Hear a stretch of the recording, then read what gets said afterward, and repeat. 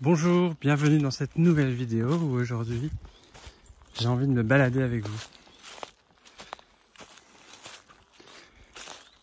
J'ai envie de vous parler de l'ombre et de la lumière, de cette dualité qu'on a toujours tendance à opposer, comme s'il y avait des choses bien et des choses mal, comme s'il y avait un côté qui était mieux que l'autre. Le blanc c'est mieux que le noir, la gauche c'est mieux que la droite,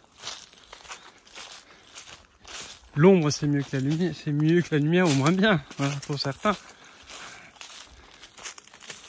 On a toujours cette tendance à vouloir séparer les choses, séparer les polarités. Et cette séparation finalement c'est juste le reflet de notre séparation intérieure. En nous, il y a aussi une gauche et une droite. Il y a aussi un intérieur, un extérieur. Il y a aussi un haut et un bas. Un avant, un arrière. Et c'est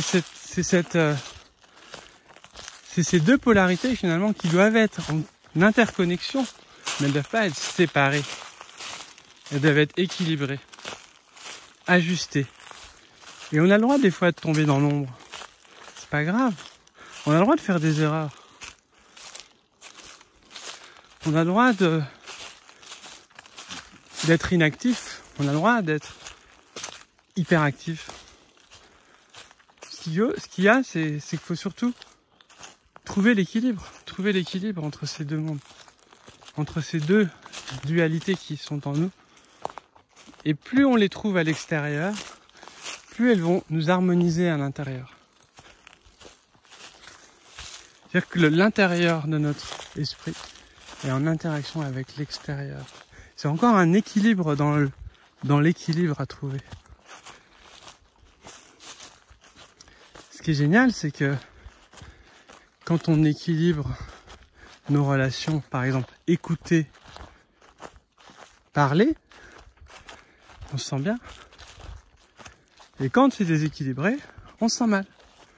Quand on écoute tout le temps et qu'on parle jamais, il y a un problème. Quand on parle toujours et qu'on n'écoute jamais, il y a un autre problème. C'est pas grave. À partir du moment où on prend conscience.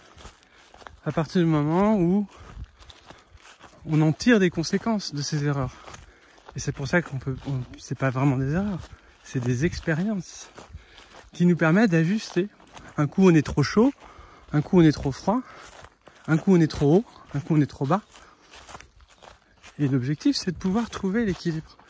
De pouvoir connaître ses limites pour trouver le centre et pouvoir même des fois osciller dans ce centre. On n'est pas obligé de rester au centre en permanence. Une espèce de perfectionnisme spirituel à penser qu'on est des sages et qu'on doit rester zen tout le temps. Non, la colère, la tristesse, la joie, toutes ces émotions, elles ont besoin d'être oscillées, modulées. On n'est pas obligé d'être quelqu'un qui ne réagit plus. C'est juste qu'on a besoin de se connaître. On a besoin de connaître ses limites. Donc je vous invite vraiment à prendre conscience de vos extrêmes pour trouver les justes milieux, mais de les accepter, pas les critiquer. Pas se dire, ah ben, faut que j'arrête de faire ça. Non. C'est nécessaire. C'est nécessaire d'avoir trop parlé, c'est nécessaire d'avoir pas assez parlé. Parce que derrière, il y a une digestion de l'expérience. Et c'est elle qui va nous apporter quelque chose. C'est cette digestion qui nous rend plus riches, plus forts, qui nous grandit spirituellement. Et on a vraiment tendance dans notre société à vouloir prendre parti. Et du coup, on se met dans la lutte.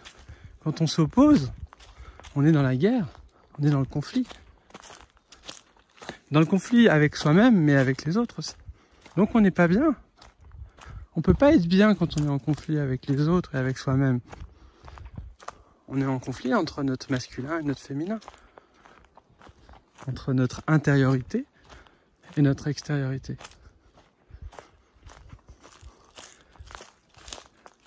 Et le bon moyen pour arriver à accorder, pour moi, bah c'est par exemple la balade en nature, comme on est en train de faire. La méditation, le sport. C'est d'aller dans ces extrêmes aussi, d'aller même faire la fête, d'aller boire, même fumer, sans juger, sans flipper, sans être sévère avec soi-même et avec les autres, sans être dans le jugement. Et c'est ce jugement qu'on observe partout. Donc c'est soit il faut faire du destroy, soit il faut être super zen. Non, faut faire les deux. De temps en temps, on a le droit d'être destroy. On a le droit de s'amuser à faire n'importe quoi. Pas grave, c'est bien même. Et puis ensuite, on réajuste. Voilà, par rapport à l'alimentation par exemple, bah c'est pareil, on fait ça. De temps en temps, on va s'amuser avec nos copains à manger ce qu'ils mangent, sans chercher à se dire c'est bien ou c'est mal. Puis ensuite, on va manger, on va boire, on va faire la fête, même fumer.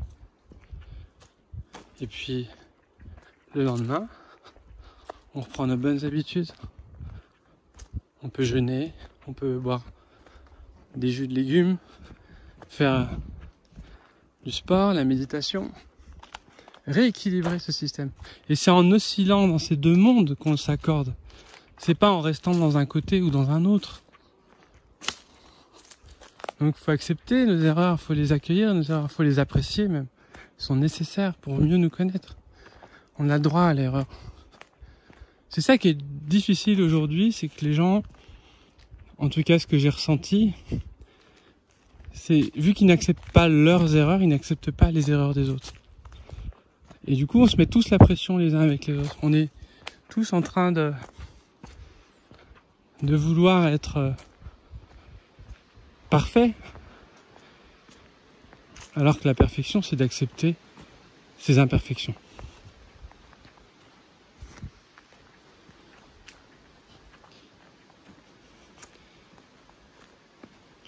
Personnellement, l'outil qui me permet de me recentrer au max, ça reste le Qigong,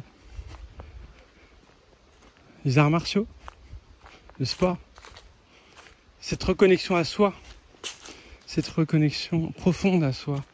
Ça peut être n'importe quoi, ça peut être de la cuisine, de la musique, tous ces arts qui nous permettent de nous retrouver, de nous connaître. Peu importe la forme, le fond c'est de se retrouver avec soi-même et de s'accorder, et de s'accepter et d'accepter les autres. Il faut qu'on arrête ce jugement qu'on peut avoir envers nous-mêmes et envers les autres du coup. On arrête de se mettre la pression, ça vous dit ? Voilà. Moi c'est ça que j'avais envie de vous partager aujourd'hui. Donc voilà, merci pour votre écoute et je vous dis à très bientôt. Ciao les amis.